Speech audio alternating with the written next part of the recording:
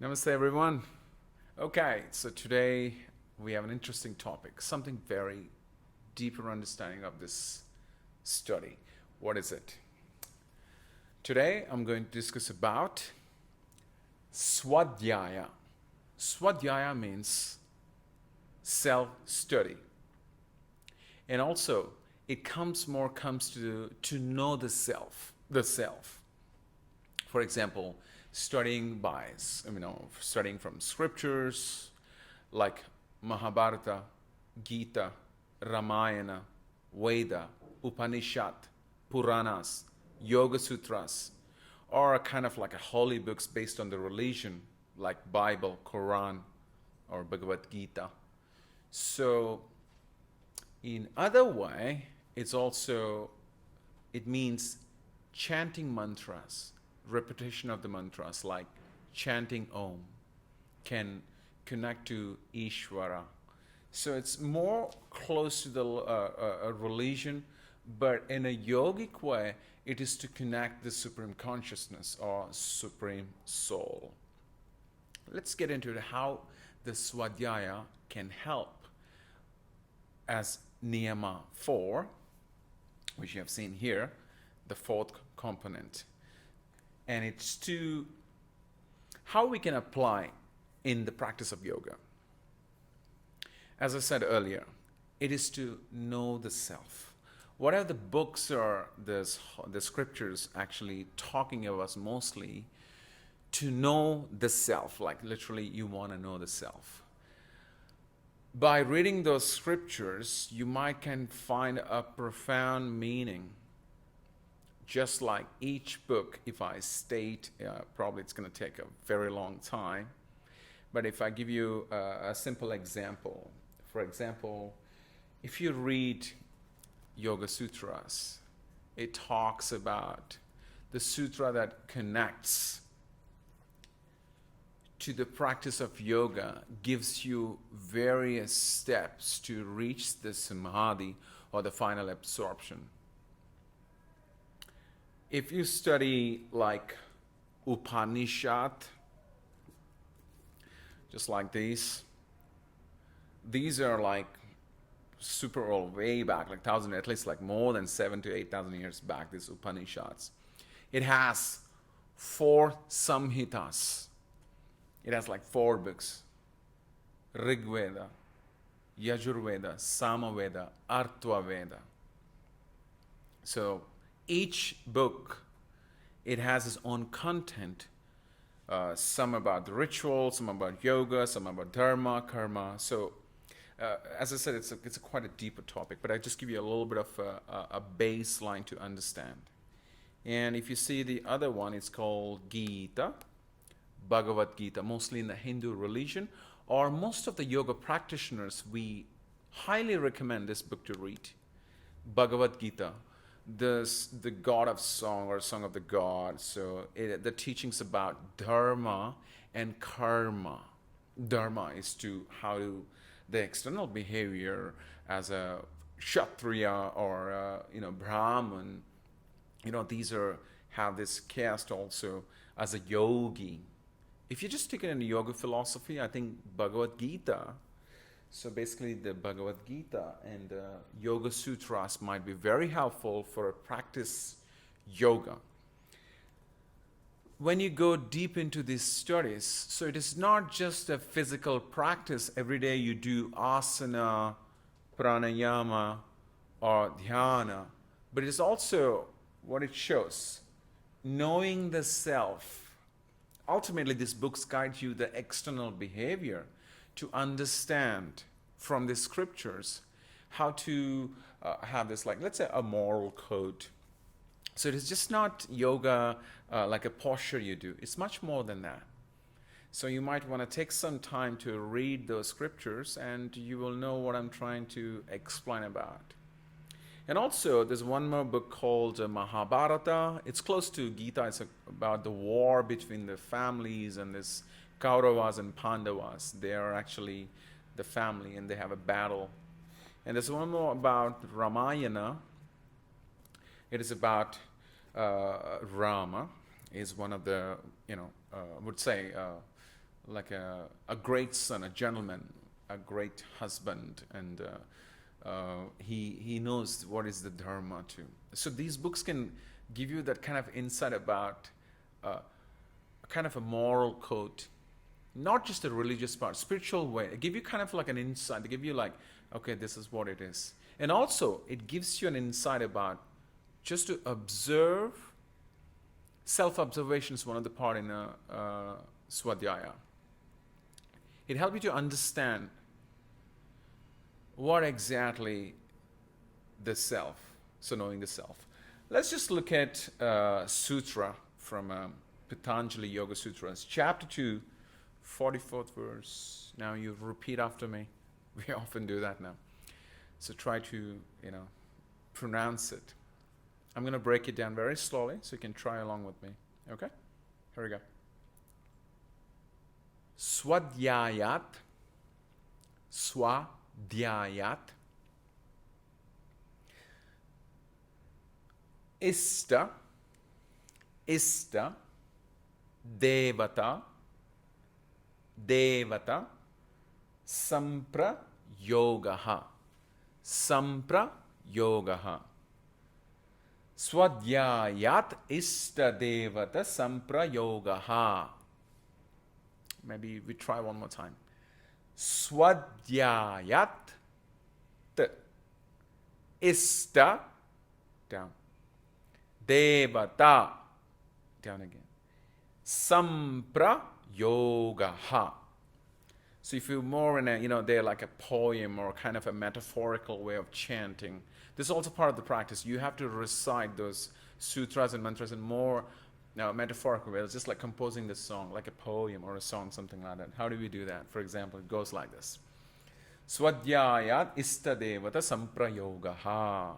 So they have the da-da-da-da-da, this kind of. So you can try to chant. And also chanting helps to regulate your breath. It helps a lot in pranayama, the breathing exercises. Anyways, we're going to look at this meaning about the sutra. It means through self-study, like you're doing a self-study, through self-study, we are brought into commune with the once chosen supreme soul or deity. So just to build the connection with the supreme consciousness, or you believe in a certain God, or you believe in a certain deity, it can be an issue. It can be, illusion.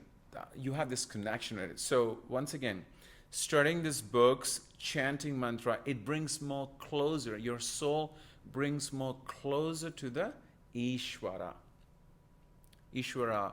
And be Vishnu, Krishna, anybody believe in, even like Jesus, Allah, many, like, all the religion, Judaism, Torah, the book, the Torah, the old Judaism book. So have a certain connection. They also, everybody chant mantra. If you really look at it more in this, not only in the yogic way, in a religious way also, actually everyone does have that connection towards the supreme consciousness or whatever they believe in. So the Niyama 4 actually brings you more closer to the one you believe, or the one you have a faith. The next one, what I'm going to talk about, the Niyama 5, is about Ishvara Pranidhana. Ishvara Pranidhana. It talks about faith, devotion, in a more yogic way, surrender. Yeah, anyway, so these are like, can be kind of a tools, not just a physical practice, but also spiritually, you begin to understand more deeper understanding of the self. That's what the name of Niyama. So knowledge is divine. That's one of it. Now, scriptures, kind of holy-based books now, religious mantras are great. Let me recite to you one of the mantra. It's part of the practice today. Today is part of my practice. Before I did this talk, I kind of like in the morning, after 40 hours of the fasting, I did this ritual just to enhance my energy levels to go along with the tapas, means the practice of self-discipline towards the yoga, or to create the heat in the body, and just to pausing my hunger, and it does create my pain. Anyways, no pain, no gain. We talked about it earlier. If you want to look at it, go back to the previous video. It's called tapas, the heat, austerity. So what I did is, after I did the fast, I just wake up and I began to read the scriptures, and I chant the mantra now. So I'm going to recite one of the mantra, Pavanama mantra. It is the Shanti mantra from Vedas and Upanishad. Here it goes. Om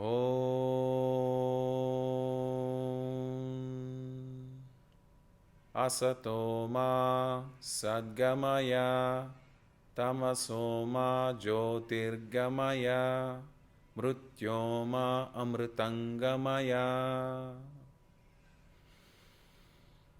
Om Shanti Shanti Shanti.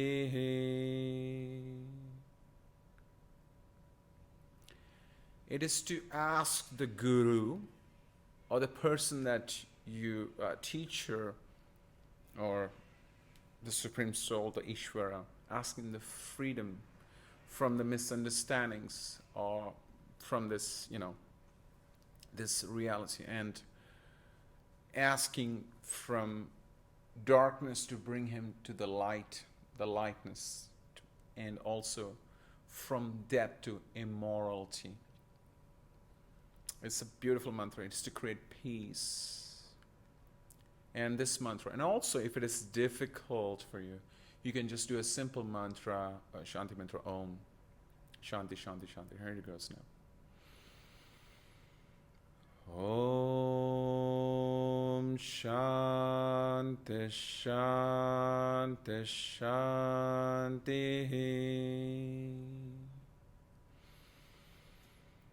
Om Shanti Shanti Shanti. So you can just recite them based on the text, what I've read from the books, self-study. That's what I did. Yeah, that's what the book says too. You get more close to the Ishvara, and also in a more practical way, it regulates the breath. It keeps you more focused. It makes the mind more calmer. So that's my part of the ritual. And also, maybe if you have any doubts or any questions, what mantra can be helpful, you can actually kind of inbox me or message me so that I can try to help you or recite you back and then send you the audio file back to you. Or you can just find in a Google. Yeah, so those are the mantras. And also there's another mantra called Om Shahana Vavatu Shahana Bhunaktu Shahaviryam Karavavahai. This is like to practice together, the people, the teacher, student, or the people who practice together to create freedom and also to feel protected and to grow. So the mantra has more beautiful meaning. They are giving you a guidelines, and also they're giving you that inspiration by understanding the scriptures from Vedas, Upanishads. As you see, this hymns, sutras, and Vedas now, and the scriptures. So now, let me share one of the quote with you. One should engage himself in self-study to refine his intelligence and to acquire knowledge from Artva Veda, the fourth one. So you can see one should engage him or herself in self-study, like reading the books that I showed you earlier. And what happens? To refine his intelligence, to refine. And also, I read some of the lines, reading and like anything, also listening, beautiful podcast or positive something that knowledge, or YouTube, some talks that people do. And let's say, I watch a lot of TED Talks, and some other people that I follow talks about yoga, spirituality, most of the range wide of topics of yoga. I listen to them even before I go during it helps me kind of slow down a little bit and to understand. It brings me more knowledge. And that's what Niyama 4 talks about, the self-knowledge with the self-study and also self-observation, traditionally studying scriptures, chanting mantras, getting close to the Ishvara to create more focus inwards than the outwards. But it helps the outwards to how to behave because it lets you observe, because you got knowledge now. Anyway, so that's to acquire knowledge. And have you seen there is a tree with the two birds here? It's an interesting story. It's from Vedas and Upanishads again, from the ancient books. One bird is eating fruits. Over here, I'm not sure you can see that or not. The other one just watching what the other bird is doing. They both are actually living in one tree. They're like companions. One watches, the other one does like fitting, like, flying around, doing the stuff and all, but one just sit and watches. The meaning, for me, okay, well, when I read the text, it has such a long paragraph with a different perspective point of view. For me, it's like what I understood in a very simple, generic way. If you are a person, you make yourself into two people. Now you're watching your actions. And not just eating, just to observe yourself, what you're doing. So this is observation also can be very helpful in terms of understand the self. For example, in past life or past, a few samskaras means imprints from the karma due to avidya, means like not knowledgeable or ignorance. In order to create pramana, means the right knowledge, pramana. They are afflictions. Yeah, panchakleshas is like there are afflictions. So to create the right knowledge, you have to study. And if you take this bird just to observe the external world, not just, okay, you just throw yourself everywhere and then doing them. So the bird just watching the actions to understand. Let's say there is a certain attachment or one person doing something and often feel grief, sorrow, don't have any self-control or not self-restrained as niyamas. So in this, it can show literally the bird just like to watch. So if you can for example, take a diary and journal of today, or let's say something happened, blah, blah, blah, and you write it down, and you see after some time, you can will be helpful to see and to know yourself. Or either you upgraded, or you didn't repeat the mistakes, or you didn't done the same thing, something that impacts your mind and body. So for me, it's to observe, self-observation, to unwrap yourself and to know yourself, knowing the self through the self-study. I kindly suggest you find a bona fide guru. So like somebody who's really genuine, a teacher who teaches with the, if you can find this, but nowadays, we have a lot of access like podcasts, YouTube, you can buy books on Amazon, and there's a lot of access. But I think we need a guru or teacher, somebody really can lead you. If you can find somebody really bona fide, like really genuine, oh wow.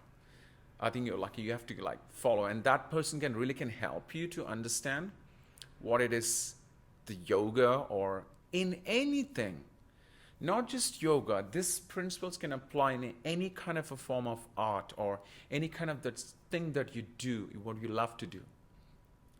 So self-observation, self-study, knowing the self, to unwrap yourself, to turn inwards, to know these beautiful sutras, and to know Svadhyaya.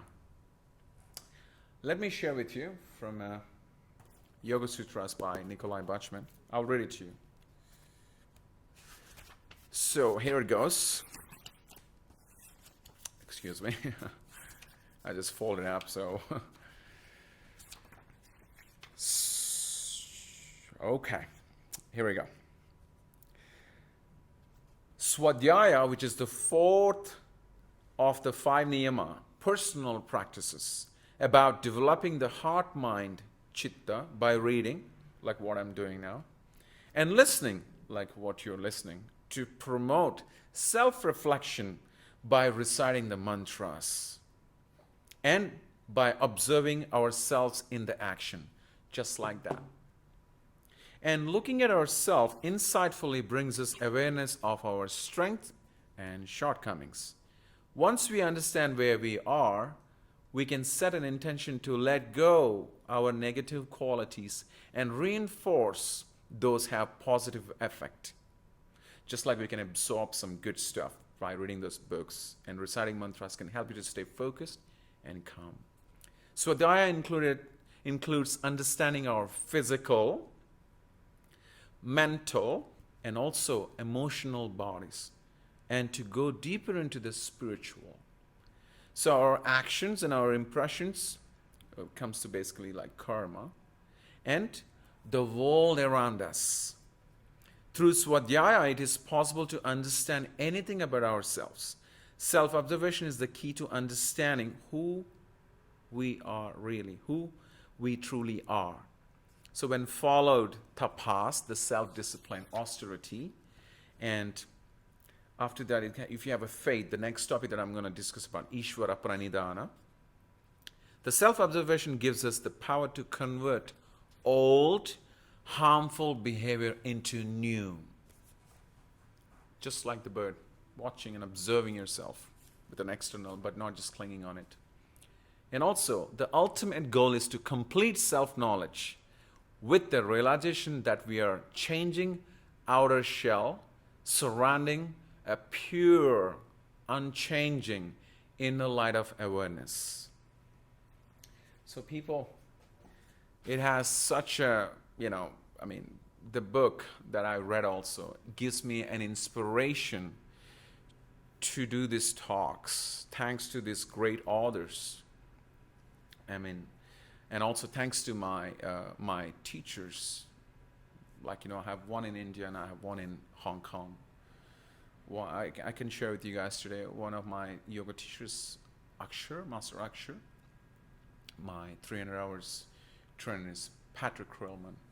It's one of the gurus that I want to bow to you, and thanks to you both for teaching this yoga and introduce me. And since we are now far, what I'm doing is studying scriptures and following the steps of Ashtanga Yoga, the 8 rungs. So if I give you a much more briefer meaning about this based on the Vedas,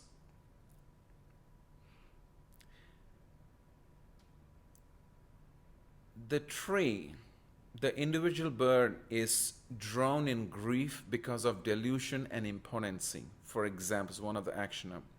When it beholds the other bird, like step away from that action, at a horrible Lord, it realizes its own glory and gets freed from sorrow. So once again, it teaches to just to step back and understand and observe. So through the study and through the practice of yoga, you can see this. All right?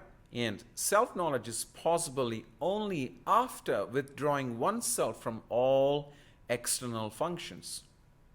Just like that. And physical as well as mental. So watch what you do, watch what you say. Be mindful. That's what it shows now. The conscious of externally and inertiality of cannot be stimulationist, even a darkness and light do not exist in the same place. So that's Svadhyaya. It's literally knowing the self.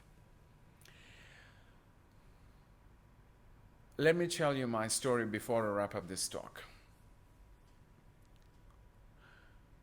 When I went to yoga, I remember there were, after a few trainings, I don't know, I just collapsed for a moment. I'm an artist. I'm big time, like, I love arts and culture in any form. But when I start doing yoga, when I start studying yoga, what was happened to me is I began to understand the reality. It's not the same as I dream about as a passionate man when I was maybe earlier, before really getting into the yoga, before I saw everybody doing postures and all. So yoga can help you to understand the reality. And also yoga, it helps you to understand, turn inwards. Life is just not outside and then today you're happy, tomorrow you're not. Everything you're looking outside is something going to take you away. It brings me more closer to my soul and to understand the values, ethics, moral code, and to understand the philosophy. Philosophy is like a medicine for me. I'm reading, so I suggest every day you read a poem, a story, or listen to a beautiful podcast. I want you to study, and I want you to do that math and practice constantly. So I want you to do kind of like a Kriya Yoga, whole package. Tapas, self-discipline towards your practice. Svadhyaya, self-study, to know the self, understand the world, external, internal, to observe, to step back, not to just, And the next is Ishvara Pranidhana, means Ishvara Pranidhana, it means to surrender, to have faith. It's more close to the garden or supreme consciousness. So these three components can give you kind of this great tool to know the self. So I want you to do the practice deliberately, not just the outside. Yoga happens when you turn inwards. And I want you to understand this philosophy, these beautiful scriptures. Read, chant mantras if you can. Trust me, it helps a lot. So I want to fold my hands and I want to bow to you all for listening this talk and my share. And I hope it's helpful. And I want to thank you all from my bottom of my heart. And thank you all these others and people that inspired me and my teachers and the people that they support me. And may we all practice constantly, may we all find our true freedom and true happiness, to create that space and time to let ourselves free from everything, just to create that joy and happiness. So that's Svadhyaya, self-study, self-observation, to unwrap yourself, to reveal the true identity, and to go back to your purity, and to connect with the Supreme Consciousness and Supreme Soul. Thank you all. Namaste.